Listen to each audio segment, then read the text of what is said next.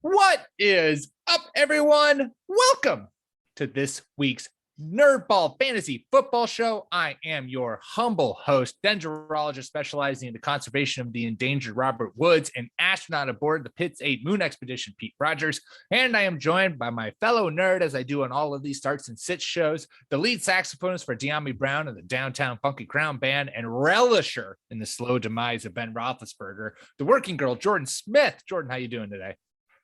I'm doing great.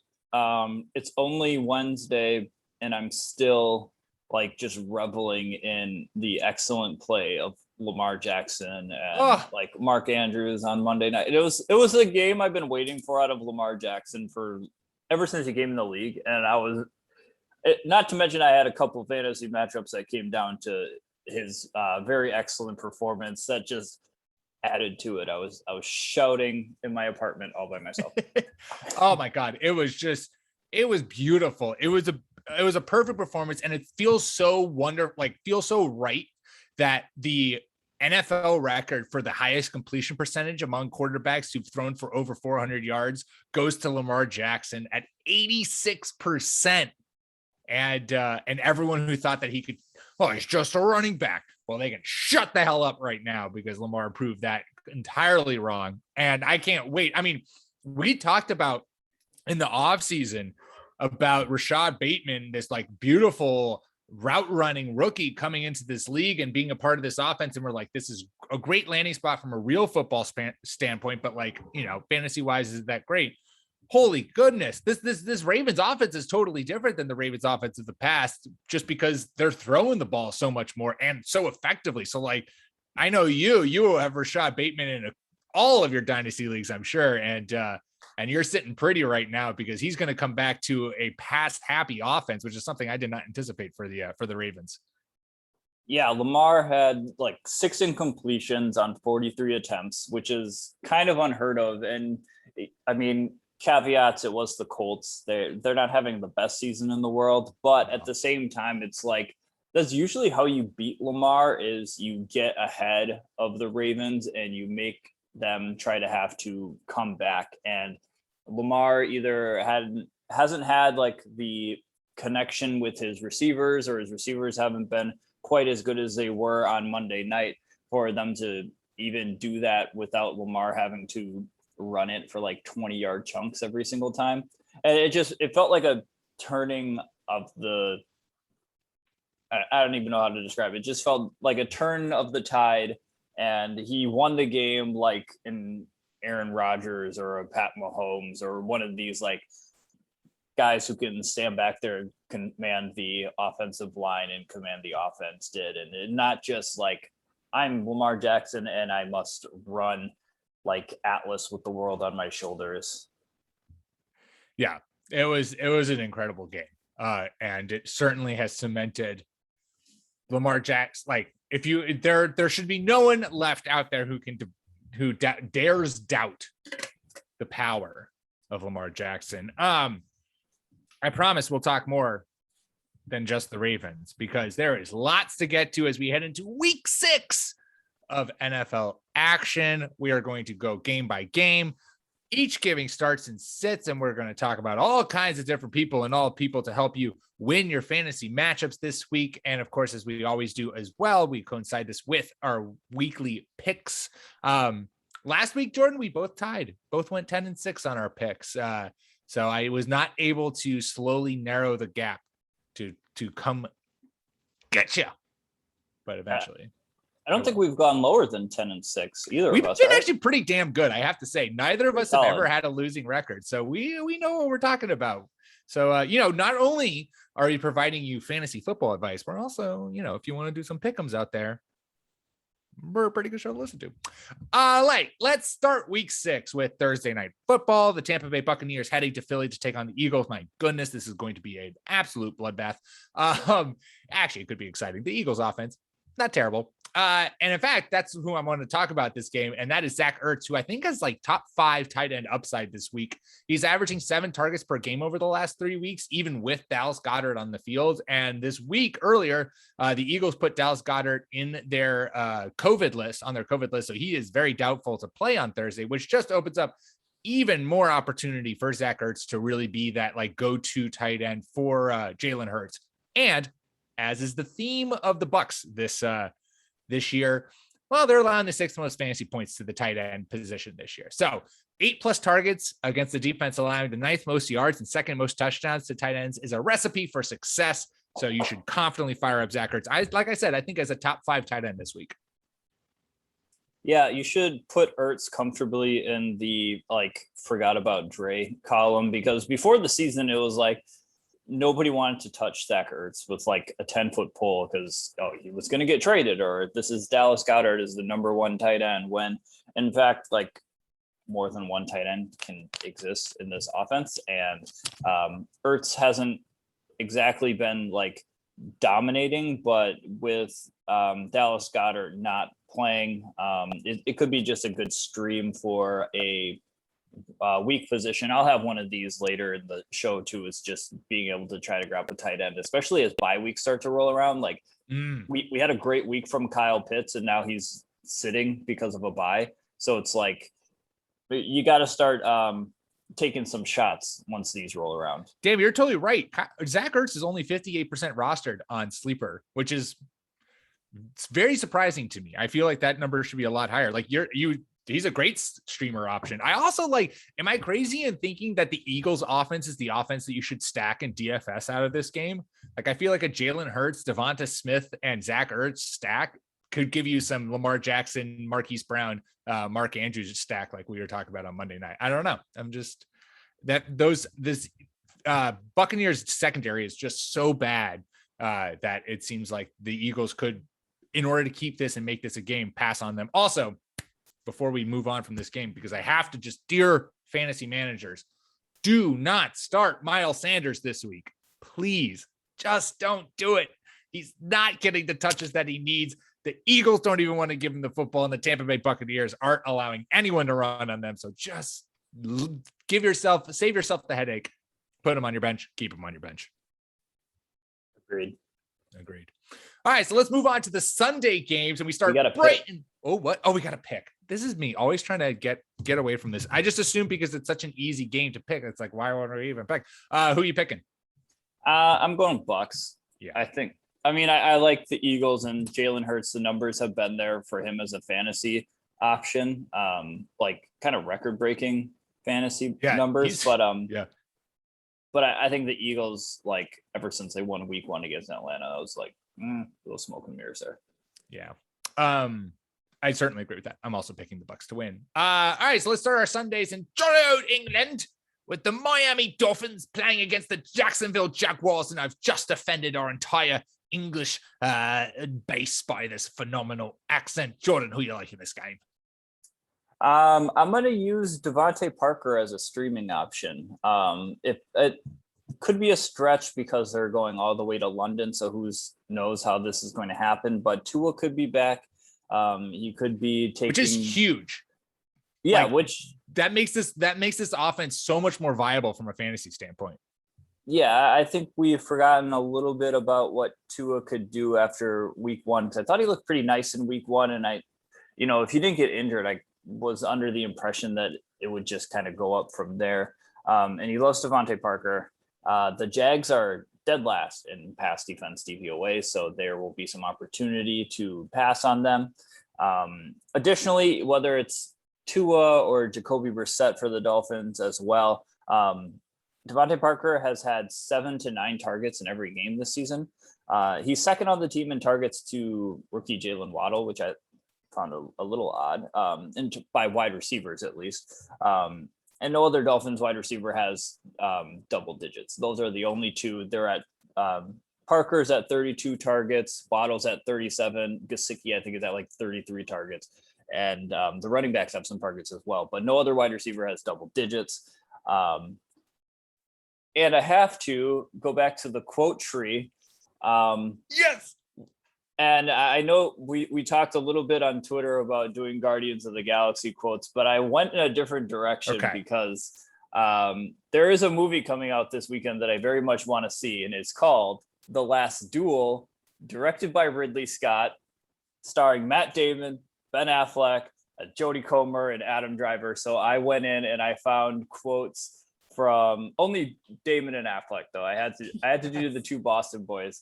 I pulled quotes from their movies. And because this is the Dolphins and Jags, I pulled this one from Ocean's 13, Matt Damon's Linus character, which is just an incredible character for a great character. One of his more underrated characters. It's really great, especially since he's like the third or fourth banana in those movies, which is unbelievable. We've shaken all the trees. We've looked under every rock. We've talked to everybody we can trust. I know it's not a great idea, but it is an idea. And as long as we have one idea, we shouldn't give up. And there's not a lot going on with the Jags and the Dolphins from a fantasy perspective, but Devonte Parker is an idea. So as long as we have that idea, we shouldn't give up. Before we end this show, and remind me, Jordan, I need you to give me like a brief, just what you think The Last Duel is about, because I have seen that trailer like upwards of 20 times, and I just have absolutely no idea what this movie is going to be about. Not to say that it's going to be bad, because it's like Ridley Scott and all of the pieces look amazing. I just have literally no idea what this movie is about. It just looks like a fight. I have no idea. So I am equally intrigued as to what it is, and I want to hear your opinion on it. But to Devonte Parker, yeah, he was like a regular wide receiver 3. His numbers are going to look, his season numbers are going to look lower because he missed last week with an injury. But up until that point, he was confidently getting you like wide receiver 30 numbers, and a matchup against the Jaguars where their secondary is absolutely trash. Like, I love it a lot. The one thing that gives me a little hesitancy, Jordan, I've never seen this before. If you go on the Sleeper app and you look at the Miami versus Jaguars game, they currently list the Dolphins as not having a quarterback. So that mildly puts a cap on how good their wide receivers are going to be. But I like the call of streaming Devontae Parker. That's a good one. Picking this game, are the Jaguars, do you dare give the Jaguars their first win in really their hometown? Let's be honest. No team plays better in London than the Jacksonville Jaguars. I don't think so. I'm going to go with the Dolphins. The Dolphins, and Urban Meyer stays back in London before flying home. Oh, wow. Yeah. Yeah. Lots of coaching news going down. God, you had to bring up Urban Meyer, because I was like, I'm going to go for the Jaguars. And now it's like, no, you're totally right. They're a fucking hot mess. We're going to stick with Miami pulling out this win and getting it done in jolly old England. All right. I promise that's the last time I'll use the accent. All right. So let's now go stateside, and in the afternoon or the morning games, 10 o'clock, 1 o'clock games, depending on what coast you're on. Vikings at Panthers. And my call for this game, I'm going to fade Adam Thielen. He just hasn't been producing as the wide receiver 1 or 2 that you've been drafting has in recent week. And the Panthers defense is legit good. They're number 2 in pass defense in our NEF rating on the NerdBall fantasy on nerdballff.com. They've allowed the 5th fewest points to wide receivers, and given up the 2nd fewest red zone targets to wide receivers this year. And that's really important, especially come Thielen, because that's where he does his damage. No wide receiver with at least 25 targets has a higher touchdown dependency than Adam Thielen. 37.7% of his fantasy points come from touchdowns. So that is what you're relying on him to basically get you in order to get you any fantasy points. I have him ranked as my wide receiver 30 this week. So I don't even think of him as a top 24 option. I got guys like Michael Pittman, Jalen Waddle, and Emmanuel Sanders all ranked above him. So if you're able to move him down into a flex or a wide receiver 4 spot, then I would do that. If you can't do that, then I would set him for someone else. And certainly he's not a target in DFS this week. Yeah, I have Adam Thielen in one dynasty league, and it feels like the past couple of weeks I've been sitting there watching his point total sit around 0 or 1 to 2 points, and then it gets to the witching hour, and then the Vikings might need to throw it a little bit more so he gets a couple grabs. But you're very right, and this was the case with him last year because he was such a good red zone target, right, is that he's very touchdown dependent. So that'll be tough against Carolina. Yeah, I don't love that. The Panthers defense, man, this is like, I feel like a really underrated story throughout the season. Especially, I keep anticipating their secondary to fall apart with all the injuries they sustained. Oh my God. And they also have Stefan Gilmore now. Oh Lord. Is he playing? Like, I haven't seen when. I don't know if he's playing. That's true. He's got to come off the PUP list for them because they traded him. I don't think he's playing until week 7, I believe. So he's not going to be on the field this week, but that's like this defense is legit, and it's going to be something that you need to constantly take into consideration in terms of fantasy matchups. Moving forward, we were both let down by the Panthers last week in our pick'ems, and God, I really want to. My Vikings mild fandom keeps speaking to me that they're going to eventually win football games, but in Carolina, I think I'm going to go with the Panthers. I'm going to go with the Panthers because I see that Christian McCaffrey also has a shot to play this week. Yeah, and I think if Christian McCaffrey comes in, we're going to see the Sam Darnold of old. That offense is just going to look different, and the Vikings defense hasn't been so good that it's really going to add too much headache or hiccups for that offense once it gets moving. All right, let's move on to the Los Angeles Chargers heading to Baltimore to take on the Ravens. And we like to critique the NFL every single week about their game placements, but NFL, how is this a 1:00 game that the majority of the country is not going to see? Like, come on. Let's get this into prime time. Let's get freaking Geno Smith Seahawks against the corpse of Ben Roethlisberger and the Steelers out of Sunday night, and let's bump Justin Herbert going up against Lamar Jackson. How is that not the Sunday night game, Jordan? Yeah, this is a failure on the scheduling team to not market two of the faces of the NFL and Lamar Jackson and Justin Herbert, but I digress. One thing you should do in this game, start the obvious ones. This is a matchup of two good teams that are winning football games right now, but I would sit the Ravens running backs, any and all of them. Like we talked about in the open, Lamar cut up the Colts through the passing game. And he put that team on the air, or put that team on his back through the air rather than on the ground.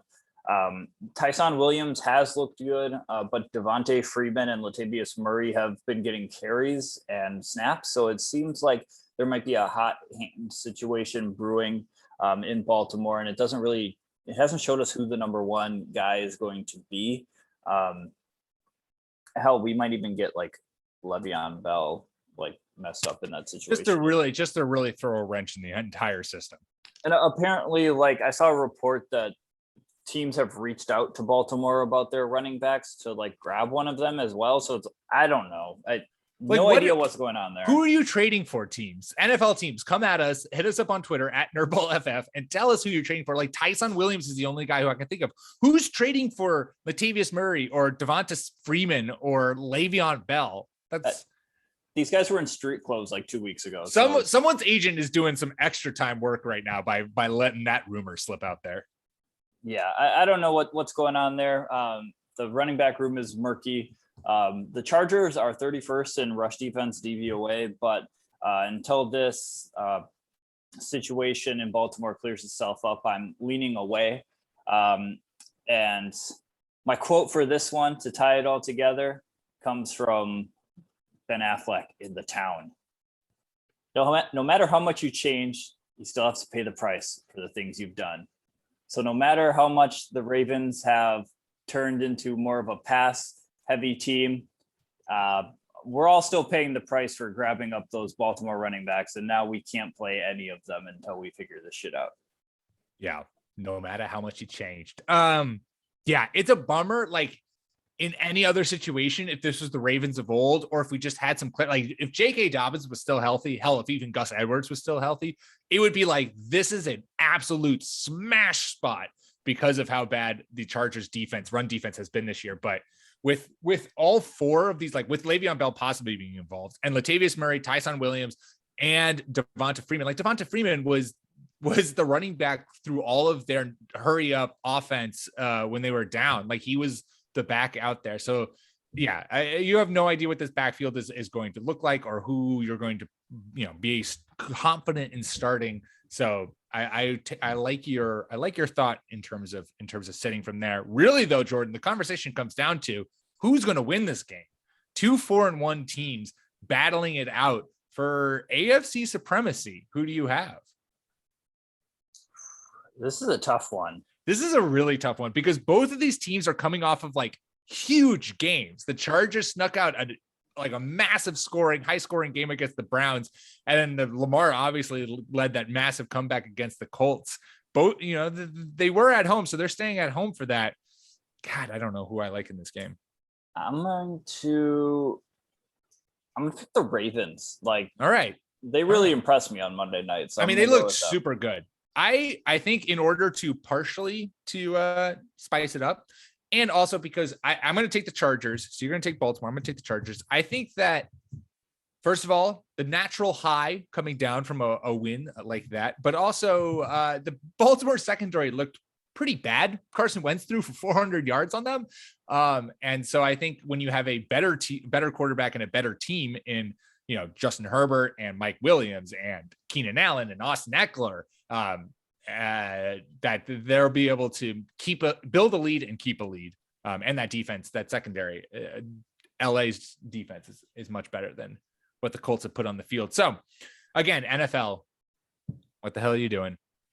Make this Sunday Night Football, please and thank you.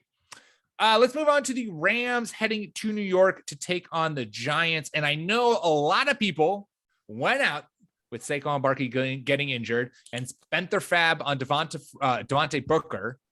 A lot of Devontaes in this league. Devontae Booker. However, I think you sit him this week. I think he's a low end flex option. The offense is an absolute mess. We don't even know if Daniel Jones is playing. I think he will because he's just going through concussion protocol, and no one thinks concussions are, more less important, I guess I should say, than Joe Judge. But Saquon Barkley, in all of his talents and amazement, is only averaging 3.6 yards behind this O-line. So I don't really know why people are thinking that Devontae Booker is going to somehow come in and even match what Saquon Barkley has been able to do, since there's a big talent gap between the two. He touched the ball 19 times last week in pace of Barkley and still only managed 58 yards. He was saved by 2 touchdowns, one on the ground and one through the air. So that's what you're relying on for having him any good fantasy production this week. And the Rams have only allowed 3 rushing touchdowns on the year. So I think that with games against Kansas City and the Raiders coming up in the future, Booker was worth adding to your team, and he's going to have the volume to might be able to get you something, but I don't think I'm not starting him with high expectations this week. If I can fade him, if I can bench him, I'm benching him. Yeah, this is another situation of backup running back not being close to the level of talent as the starter.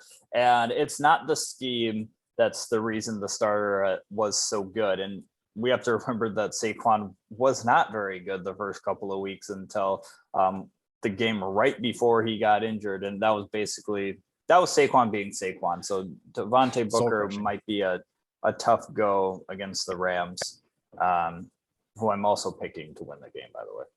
Yeah, I'm gonna pretty confidently take the Rams. I also think that this might be Sterling Shepard is coming back and is reportedly playing, but I would stay away from all of these Rams receivers, all these Giants receivers, including, I know I love myself some Kadarius Toney, and I still ranked him as a wide receiver too this week. But I think this might be a game in which he kind of falls back to earth and maybe gets you kind of, low end wide receiver to maybe high end flex value, as opposed to just the utter absurdity that we saw last week against the Cowboys, when he was literally the only wide receiver and was getting all of the targets and all of the work. We're both picking the Rams, as we probably should. Let's move on to the Texans at the Colts. And Jordan, I know you were loving that this game fell into you, because this feels like a Brandon Cooks return game. I hope so, but I can't go Brandon Cooks again. I've gone with him every single week. I'm going to lead with the quote here, because this quote just kind of exemplifies my feelings towards this game. And it's Ben Affleck in Argo. And the quote goes, "There are only bad options. It's about finding the best one." I'm not sure there are a lot of good options in this Texans-Colts game. Very close to Dolphins-Jags. But for this one, I'm going to start Michael Pittman Jr. I just think he's a dependable wide receiver too, and he's pretty good for double-digit points against the Texans, of course, of all teams, but just in general, he seems to be having a pretty good sophomore season. And he also caught his first touchdown on Monday night of the season. So that's like a sign that there might be some positive TD regression. He also didn't just catch it. He mossed the living shit out of the Ravens corner, then bodied him to the ground and walked it in for a score. That was a big boy touchdown from Michael Pittman Jr. Yeah. I mean, if that doesn't inspire confidence from Carson Wentz, I don't know what will. Yes. Paris Campbell was also out on the field for the Colts making some plays, and T.Y. Hilton could be back soon. But I just think since T.Y. is not really the player he was in years past, and Paris Campbell's coming off another injury, I think those guys being in the mix just kind of helps ease the burden on Michael Pittman Jr. So it'll free up some more opportunities for him. Houston is pretty stout against the passing game, at least by DVOA measures, but I think the Colts should be able to manage. And they showed on Monday night that they can move the ball through the air pretty well. So MPJ is a good start for me. Yeah, I like that call a lot. Since you're not going to hype up Brandon Cooks, I'll quickly hype up Brandon Cooks. He is in my wide receiver rankings this week. He's my DFS player of the week because his price is relatively low. And you have to remember he's coming off of like two immensely tough games. He played the Bills and the Patriots, both of which, those are top line defenses and they're not easy to put anything on. And now he gets to go up against the Colts. And we just talked about how Lamar picked them apart for 440 yards and Marquise Brown went for like a buck. Well, I don't even know, $130 and 2 touchdowns. So Brandon Cooks being the only wide receiver in Houston, I think this is a return to the wide receiver, top 10 wide receiver in fantasy that we saw him start the year off with. So there you go. I got you covered, Jordan. Yes. Brandon Cooks, let's go. Brandon Cooks. And I'm going to, oh my God, the Colts. All right. The Colts are like a good 1-4. I have to say, I can't believe they're 1-4, but they're a good 1-4. They're at home. The Colts should win this easily. All right. I'm going to go with Davis Elway Mills and pick the Texans. Why Davis not? Mills, though.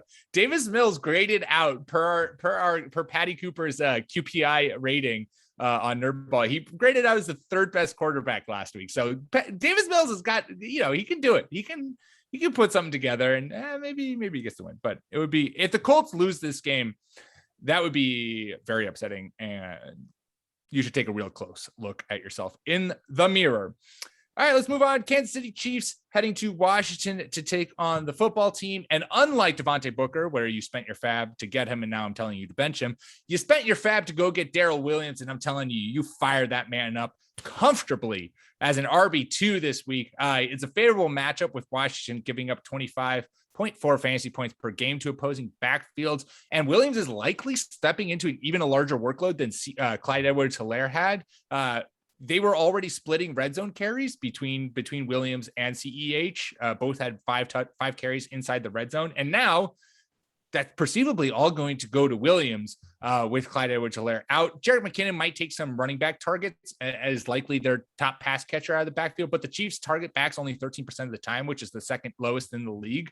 So I don't really think McKinnon's going to challenge, going to cap Darrel Williams' fantasy value. So this is the game you went and got him for. You start him with confidence. I think he has a RB2 floor this week.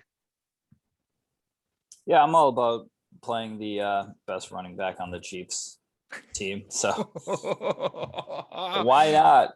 And Washington is ultimate. I mean, I know the Chiefs have had a rough couple of weeks, but ultimately Washington has kind of been flat.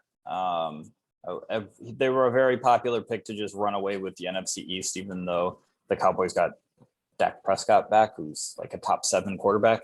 So I think the Chiefs could have themselves a pretty good day against Washington, and they need a good day. They do. They are 2-3, and at times have looked like a 2-3 team. That defense, particularly, which I will quickly say, Taylor Heineke, good streaming option, 30% rostered in sleeper leagues, and he's up against a Chiefs secondary that is a hot garbage, as they say.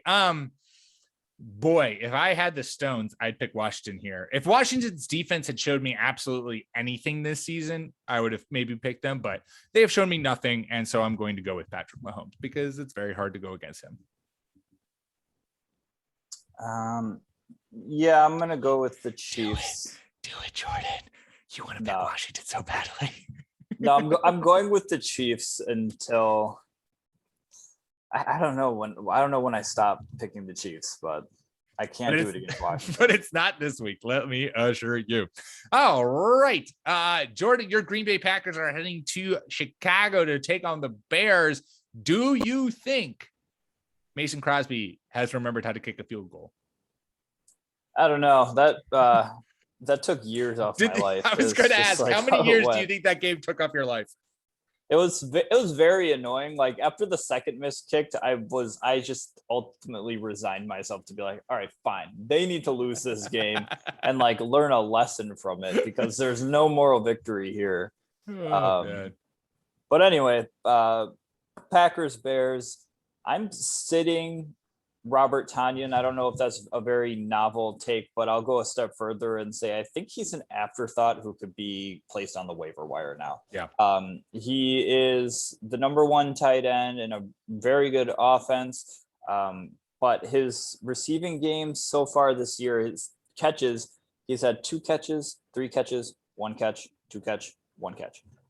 His catch percentage on the year is only 52.9%. So he is getting a decent amount of targets, but he's not doing anything with them. And his efficiency, like last year, he was consistently like one of the top, if not the top tight end by DVOA, but this year that is just not the case. His catch percentage is down from 88% last season.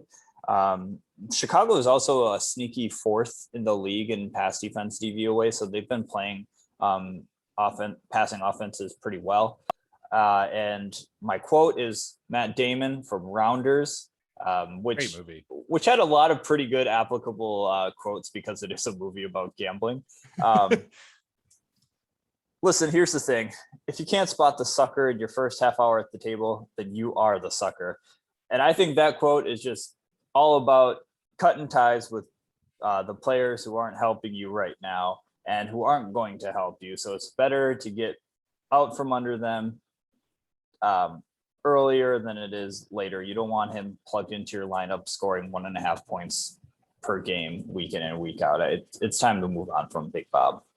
Yeah, I firmly agree with you. And he's also just not seeing the red zone target share that he was last year. He's only had 3 targets in the red zone so far this year. And that is, if I could do my quick math, let me see. I don't have it up fast enough. Oh, wait, maybe I do.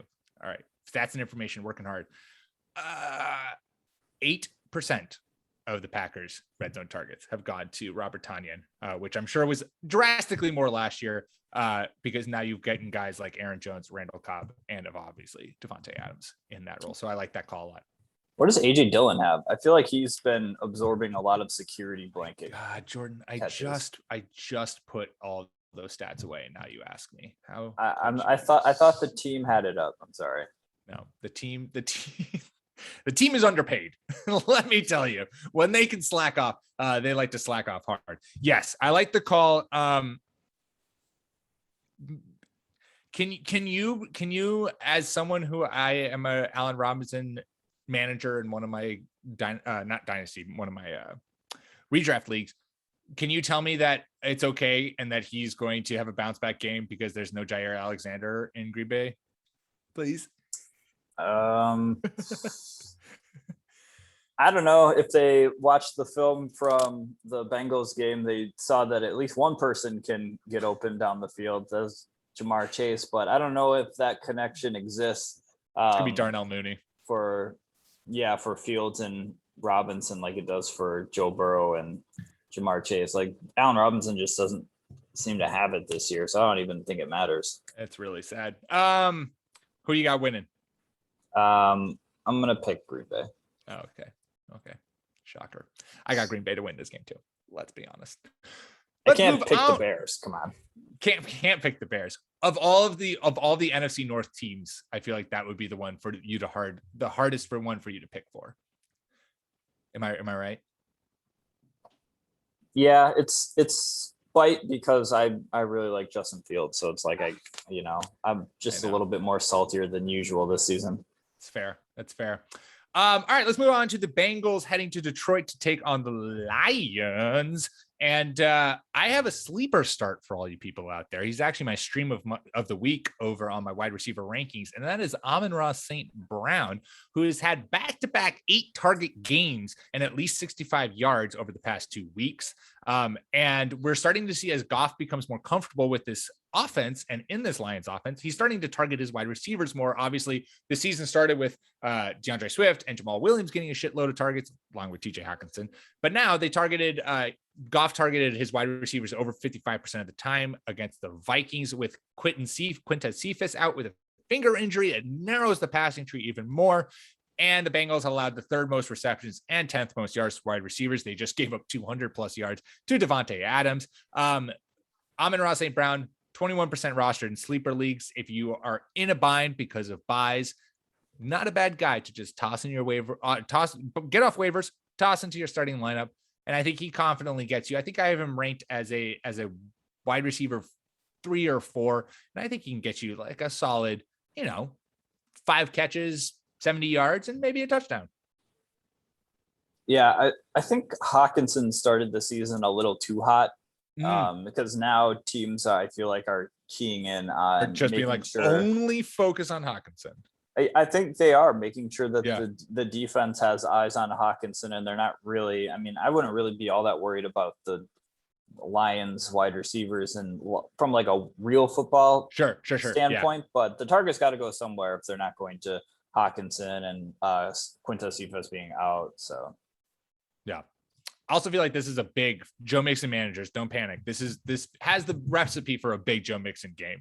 The Lions have allowed the 4th most fantasy points to running backs, and Samaje Perine, who stole all of Joe Mixon's passing game work last week, is currently on the Bengals COVID list. Do the Lions and crying Dan Campbell get their first win, Jordan? Will the Lions ever win a game? Let me look. This could be a good measure for the Sewell versus Chase debate because they're actually playing each other, and it's a revenge game. I don't know if people recall, but Joe Burrow did go to the hospital last week after the game because of like a bruised trachea or something like that. Like I don't know. Not great. I'm gonna pick the Lions. Oh, Jordan's doing it. I think they're due. I think they got to get at least one early. So I'm looking at their schedule right now, and you're right in that they got to get at least one. And I don't know where that one comes later. Maybe the Bears in week 12. So I can't, we can't have a unanimous pick against the Lions or pick for the Lions. That's just ridiculous. So I will take one for the team if the Lions win, and I will pick the Bengals, which ultimately I do think is going to happen. I think the Bengals. You said this is a good test for this Penei Sewell versus Jamar Chase call. This is also a good test for the Bengals. Like if you want to be taken seriously, you've got to just like eviscerate bad teams. And so this is a bad team. Go and get the game done. You're 3-2. Go win. All right. Before we hit up the afternoon games and wrap up the week, I want to let you know about our Patreon, patreon.com/NerdBallFF. We have all kinds of perks for those wishing to join, including joining our staff Discord channel to talk football during the season, our Starts and Sit hotline, where you can submit all of your most pressing Starts and Sits questions to us. And you can submit questions to the podcast to be answered live on the show. So if you want to support us, go to patreon.com/NerdBallFF. All right, let's get into the afternoon games, and we're going to start with the Arizona Cardinals heading to Cleveland to take on the Browns. What do you like in this game, Jordan? This is another, I feel like, schedule mishap because this feels like the game of the week for me. Yep. And I will lead again with the quote. It's going to be people who are like either fans of the Ryan Russillo podcast or just general financial crime movies will recognize this quote from Ben Affleck in Boiler Room. You want details? Fine. I drive a Ferrari 355 Cabriolet. What up? I have a ridiculous house in the South Fork. I have every toy you could possibly imagine. And best of all, kids, I am liquid. So now you know what's possible. Let me tell you what's required. And I use that quote because I feel like you can't really go wrong with playing the standard guys in this one. You're playing the Cleveland running backs. You're playing DeAndre Hopkins, Kyler, Baker, Rondale Moore. I think AJ Green could have a good game. And I feel like a sneaky play could also be David Njoku. He had a pretty good game last week, and you really shouldn't base your tight end projections on one really good game, because tight ends blow up all the time, no pun intended. But he's currently the tight end number 1 by DVOA, so he is playing a very efficient role. He was out snapped by Austin Hooper last week, but kind of barely. It was 72% to 63%. And he also got all the tight end targets last week. So even though Austin Hooper outsnapped him, David Njoku is the one that they were actually utilizing in the passing game. The Cardinals are the strongest team in the league right now against opposing tight ends.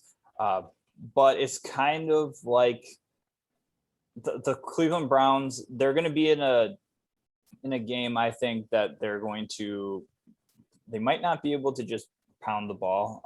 Their offensive line has been a little dinged up. I don't think Jedrick Wills played last week.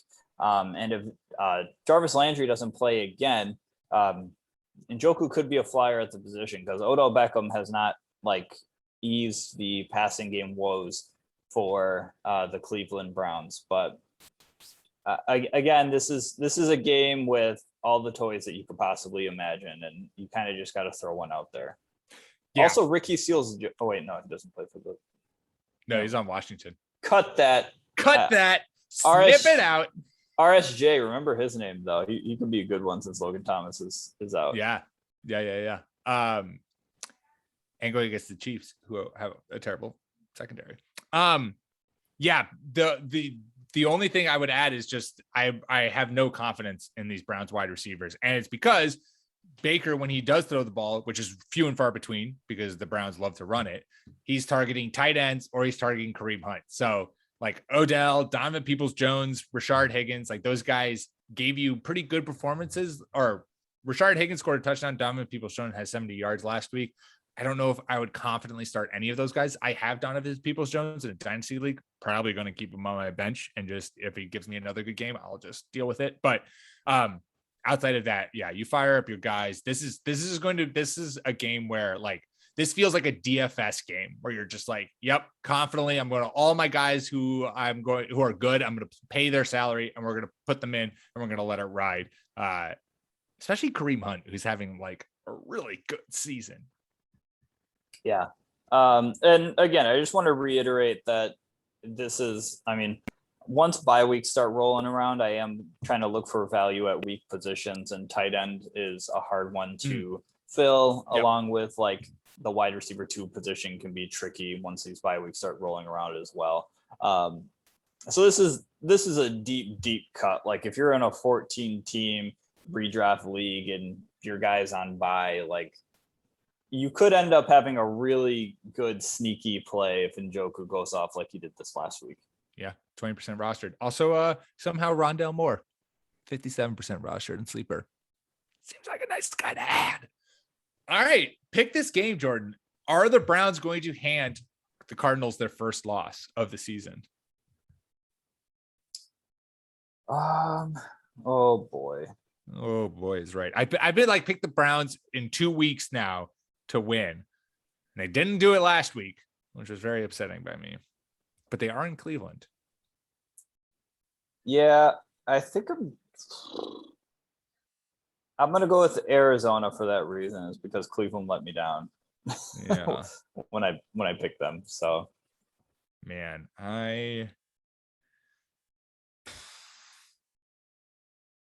the only thing that would lean me towards Cleveland is if their defense is fully healthy. They were dealing with some injuries last week, and that's why it was kind of their defense wasn't as productive as it has been throughout this season. But even that, even the athletic freaks of Myles Garrett and Jadeveon Clowney I don't know if even they can contain Kyler Murray, who's just playing out of his mind. So Clean sweep. Arizona Cardinals haven't let us down yet. They won't let us down now. All right, let's move on to the Cowboys heading to New England to take on the Patriots. Why is this a primetime game? I mean, I'm thankful because I probably will get to watch it, but there are many other primetime games that I would rather see. Anyways, I got two for you. Speaking of tight ends, Jordan, start Hunter Henry, who's clearly the number one tight end in New England. He's had 5+ targets in each of his last 3 games, and he's had back-to-back touchdowns. The Cowboys are allowing the 11th most fantasy points to tight ends and gave up a combined 69 yards on 5 catches to Evan Ingram and Kyle Rudolph last week. So he's emerging out of that tight end room and as a go-to target for Mac Jones. And on the flip side, I think you should fade Dalton Schultz. He's been Dak's go-to target over the last 3 weeks with 7.6 targets per week and at least 58 yards in each game. However, the Patriots are allowing the fewest points, receptions, yards to tight ends this season.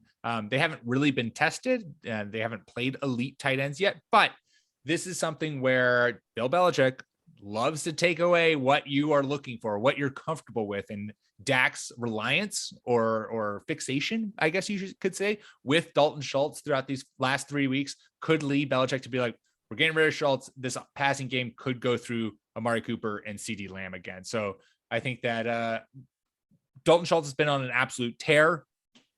I think that might slow down and maybe even stop this week. Yeah, it's weird. I noticed last week how the tide kind of shifted completely into Hunter Henry's favor, who now leads New England in targets, 26 to Jonnu Smith's 23.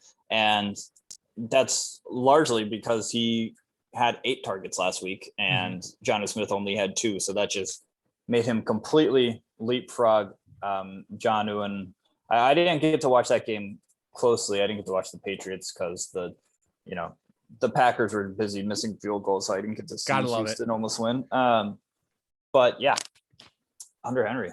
Yeah. I like him. In a comeback when they're trying to get, when the Patriots are down big, trying to come back, 8 targets, 75 yards and a touchdown. What do you got for this game? Part of me really wants to pick the Patriots here, but I'm picking the Cowboys because they almost lost the Texans last week. Yeah. But maybe that's just because the Texans know Bill Belichick so well because it's like the exact same team down there. No. Last week was a trap game, maybe? Last week was a trap game, maybe. And now the Patriots are at home? No. Dallas is winning this. I don't think that I think Mac Jones is good. I think that this Patriots team is frisky, but I don't quite know if they're good enough to be beating elite teams. That being said, could the Cowboys shit the bed? I mean, they've been known to. All right, let's move on. The Las Vegas Raiders and all of their turmoil head to Denver to take on the Broncos. What do you like? I still very much like Tim Patrick as an option in terms of being a wide receiver too. I think Tim Patrick might be suffering from not bad name syndrome, but like name syndrome, non-NFL player name syndrome. If you had a cooler name than Tim Patrick, I think we'd all be talking about him a little bit more in National Football League circles. He's capable of just getting some solid double-digit PPR points every week. And the wide receiver 2 position, this is why I was talking about before, finding value in those positions that can get pretty weak once the bye weeks start. He's 3rd on the team in targets behind Cortland Sutton and Noah Fant, but he has been having to play a little bit of catch up because Jerry Judy was not injured at the beginning of the season, and he is now. So those targets have been diverting towards him, along with KJ Hamler also going down. So a lot of targets are starting to get funneled towards Sutton, Patrick, Fant. Yeah. He's 3rd on the team behind those 2 guys. Jerry Judy is sidelined. Got to say that again. So the floor for Tim, I think, is just pretty high. Yeah. And my quote for this one is yet another one from Rounders. Get your money in when you have the best of it. Protect it when you don't. So play Tim Patrick until Jerry Judy gets back. Put your money in. Get what you can out of Tim Patrick, and then pull it out as soon as Jerry Judy gets back, because Jerry Judy is going to vacuum up targets from everybody. Totally. It might end up, and it's going to lead the team in targets more days than not. So just play Tim while you can, get those points up. Yeah. Tim Patrick in 4 out of 5 games this year either has a touchdown or at least 98 yards receiving. So 44% rostered on sleeper leagues. Grab him, stat him, play him. Who do you have winning this game? This is a pretty easy choice for me. I'm going with the Broncos. Yeah. This is a very different. I know some people like to point out, and I'm a big fan of this. I believe in the like shitty coach gets fired and team rebounds with a good game and wins. This is a different scenario than that. This is not like a bad coach who was fired because they had bad performance. This was homophobic, racist, all around bigoted, shitty. John Gruden gets fired for being a shitty person. And I don't think the team really rallies behind that and puts out a good performance. I think that they're thrown into chaos and the Denver Broncos capitalize at home. So, all right. 2 games left on the docket. Sunday Night Football. Oh my God. Seattle Seahawks heading to Pittsburgh, take on the Steelers. What a great game. Can't wait for this one. Love it. I went back and I tracked Geno Smith's targets because I think the biggest thing that for me thinking about this game is like what to do with DK Metcalf and Tyler Lockett. And Clark and I talked a little bit about that on Monday's show when we broke down this kind of injury to Russell Wilson. But so I looked back, Geno Smith targeted both Tyler Lockett and DK Metcalf 4 times last week. 2 catches for DK Metcalf, 37 yards and a touchdown. Meanwhile, Tyler Lockett, I only had 1 catch for 7 yards. Now, the thing that's of note to me is the fact that DK Metcalf finished the game with 5 total targets. Tyler Lockett finished the game with 10 total targets. So when Geno Smith came in, the offense shifted from like Russell Wilson targeting Tyler Lockett down the field to Geno Smith targeting the big body of DK Metcalf. So for that reason, I think DK Metcalf is still, I think I have ranked him as like a high-end wide receiver 2. I think that's where I would confidently do him. It's a good matchup for wide receivers against Pittsburgh. And if Geno can get it done, like this Pittsburgh secondary is not great. And so I think DK Metcalf could have a serviceable fantasy game. Tyler Lockett, so much of Tyler Lockett's fantasy value in the past to me feels tied to his connection with Russell Wilson. And so I have him ranked, I think like in the 30s, mid 30s this week. I want to see Geno Smith like hit a few bombs to Tyler Lockett or what this offense will look like. I also have a hard time not believing that with Russell Wilson out, Pete Carroll's finally going to get his chance to just ground and pound this offense away. And so this might not even really be, Geno Smith might not even really throw the football that much. So I don't necessarily like, I think you fade Tyler Lockett and I think you expect less from DK Metcalf this week. Yeah, Lockett is a really good player, but he is an elite player because, like you said, with his connection with Russell Wilson has just been able to help catapult him. And I think one play can't really summarize how a duo interacts with each other, but the backbreaking interception from Geno Smith last week when he was targeting Tyler Lockett, and it looked like a terrible throw by Geno Smith standards. Like it looked like he just telegraphed that throw and he was playing catch with the defender, but really it was a complete miscommunication with the receiver on that one. So they either got in the lab and ironed that stuff out, or it could be a struggle against the Steelers team that can play some pretty solid defense. Yeah. I mean, their secondary has been picked wide receivers have scored plenty of fantasy points on this defense, but there's also a lot of name talent here. And, if TJ Watt just kind of racks up the pressure and get the Geno Smith said, neither DK Metcalf nor Tyler Lockett could be really fantasy viable this week. This also feels like a Chase Claypool game. The Steelers or the Seahawks, are giving up the 6th most yards per reception. So it feels like, and Juju being injured, his 6 some odd, almost 7 targets per game is now up for grabs. So Chase Claypool, I benched him last week. Was not a fan of that. I will not do that this week. I'm going to pick the Steelers to win this game. I think that the Seahawks under Geno Smith are just not able to get the job done, and their defense isn't good enough to stop what looked like a frisky Pittsburgh passing game last week. Najee Harris looked great. So I think the Pittsburghs under Najee are able to run this game out. Yeah, sorry to copycat, but I don't think the Seahawks are a very good team, and I don't think playing Geno Smith improves that fact. So. What? Yeah. All right, let's move on to Monday night. The last game of week 6 is the Buffalo Bills heading to Tennessee to take on the Titans. Jordan, what do you like in this game? I like basically any Bill against the Titans. Particularly starting Emmanuel Sanders. Yes. Right now, love it. Tennessee is currently 25th in pass defense DVOA. Sanders is a little touchdown dependent. His best games have come in weeks 2 and 4, I believe, when he scored 2 touchdowns in each of those games. But when he does find the end zone, it seems like he just continues to rack up fantasy points. It's like he feeds off of finding the end zone. And in my opinion, the Bills are just currently the best team in football. Yeah. So I feel like you just kind of got to get a piece of this offense when the getting is good. The Bills in their last 4 games since losing in week 1 to Pittsburgh of all teams have scored 35, 43, 40, and 38 points. Like they are just getting buckets right now. This quote really doesn't tie specifically to the player or to anything in general.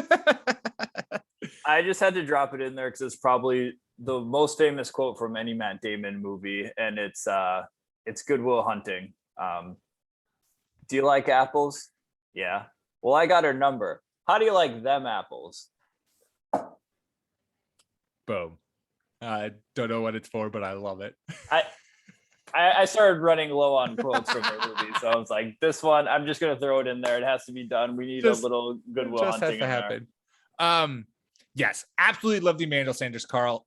I also think that this is the week that Stefan Diggs managers have been waiting for, where he's going to like return to the elite wide receiver 1 situation that we've seen. He's still leads like he all of the numbers. He is the Bills' number 1 wide receiver. I think it all clicks this week against a terrible Titan secondary. I also think AJ Brown this week is a fade. The Bills defense has been legit to start the year. They've been the best defense in the league per NEF rating. And AJ Brown coming off of a hamstring injury, still getting right. I would be hesitant to think he does much of anything other from just a sheer volume standpoint, but maybe he has proven me wrong in really high value or high level matchups. He's proven me wrong in the past, but I'd be a little tentative about it. We both picking Buffalo. You can tell it's getting late. Yeah, I'm going with the Bills. Yeah. Hard not to when they're playing this good. All right, there is our week 6 starts and sits. And before we go, of course, as we always do, it is time for a little wheel of, let me get oh my God, I'm trying to talk while I type and it is just not working, but it is time for wheel of conditions, wheel of conditions. Of course, where we spin the wheel of condition to build a DFS lineup, and then we see how that lineup does.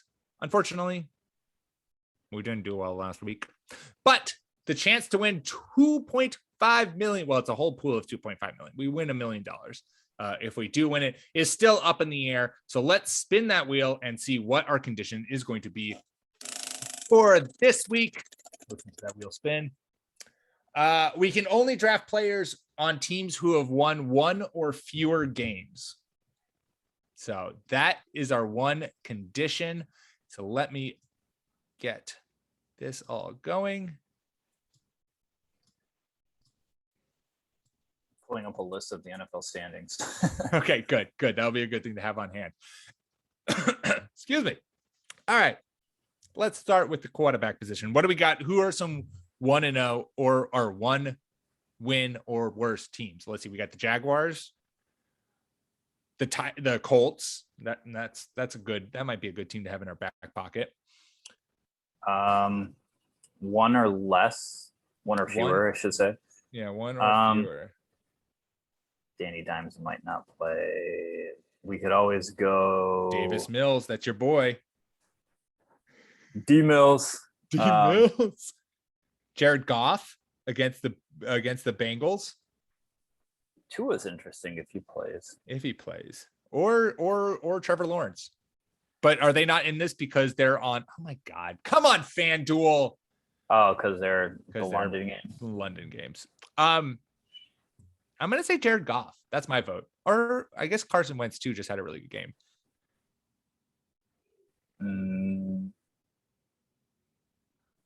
Carson Wentz or Jared Goff, or your boy Davis Mills. Do we wait? Who do the Colts play? The Colts play the Texans, and the Texans play the Colts. The Colts play the Texans, and the Texans play the Colts. That's good to know. Just making sure. Are we really only gonna be able to pick from these three teams? Yeah, we are. Oh no, and we have Jaguars and we have Miami. Oh, we don't. God damn it. Continue. I kind of want to go with Wentz, but I'll go with Goff. That's okay. Fine. I don't hate Wentz either. Let's go with Wentz. He looked good last week. I mean, his ankles must be better because he's starting to click with this offense. Running back wise, I mean, I feel like we're basically being told who to pick because we have to go with Jonathan Taylor, obviously. Oh yeah, Jonathan Taylor. That's a good play. I'm really annoyed that the only other two one or fewer win teams are playing on Thursday, so we can't do them. So we go Houston. DeAndre Swift. Oh yeah, DeAndre Swift. And should we just go Jamal Williams as well, or should we try? I guess we could try to stack wide receivers and stuff. But like we have Jamal Williams or Nyheim Hines or any of the Houston running backs, which really I don't want to touch. What about we could also do James Robinson, Myles Gaskin, but they don't play. They're on Thursday. Wait, you're right. They're Sunday and Saturday morning. Sunday morning. Damn it's stupid. It's so annoying. Yeah. What about we already did DeAndre Swift. But we could do only wide receivers in our flex. We could just do only 2 running backs. If we need a flex, I would consider Marlon Mack because for whatever reason they seem to be like focused on getting him the ball. That is true. He had a surprisingly good game, or productive. Yeah, like 10 rush attempts against Miami and then 5 against Baltimore, plus 2 targets. What are we doing here? Let's go with wide receivers first and see where we line up. All right. Well, we got to keep scrolling. Brandon Cooks, obviously playing your boy. Brandon Cooks for sure. MPJ. Sure. Yep. Definitely MPJ. Michael Pittman Jr. Do we have to stay on brand and go with? Wait. Who else? I have to look at the schedule again. We have Lions. We can do my Amon-Ra St. Brown. Or can't play Parker. Nope. We could do. Who else in Indy? Paris Campbell, Zach Pascal. I'm gonna find Amon-Ra St. Brown. I spoke about him as a sneaky play, so we're gonna do it. Look at that. 32nd opponent's rank. You gotta love it. Anyone else who we care about? Khalif Raymond. Can I put Kenny Golladay not hurt? Or is he hurt again? Kenny Golladay? Yeah. Oh, I forgot we have the Giants. Oh, interesting. I have completely ignored the Giants. Kenny Golladay. Let's look at Kenny Golladay. We could also do some. Where's my boy? Kadarius Toney. Kenny Golladay is doubtful. Sterling Shepard or Kadarius? I would do Kadarius over Sterling Shepard. I like Kadarius. Yeah, let's do Kadarius. Oh, I forgot about the Giants. Points. Yeah, he has been. Tight ends. Hawkinson. Do we go with that? Yeah, let's go with Hawk. And then defense. I don't think there's anybody else. No, not a tight end. No. Yeah, you're right. This would be an instance where Miami's defense would be perfect against the Jaguars. Indy's defense against the Texans, but they didn't look that good. We have the Colts versus the Texans versus the Colts, the Lions versus the Bengals, or the Giants versus the Rams. Giants versus the Rams. I'm going to go on a limb and say no, thank you. Oh, I keep on forgetting the Bengals somehow have 3 wins. I was like, can we do the know. Bengals defense? God, wouldn't it be great to just stack the Bengals? I guess just to wrap this up, I guess I would lean towards the Colts defense by default. I think you're right. So there's our lineup. Carson Wentz, Jonathan Taylor, DeAndre Swift, Brandon Cooks, Michael Pittman Jr., Amon-Ra St. Brown, TJ Hawkinson, Kadarius Toney, and the Indianapolis Colts defense. That is our Wheel of Conditions DFS lineup for the week. We are entered in. And that is all we've got for you this week. Please rate and subscribe to the podcast on your podcast platform of choice.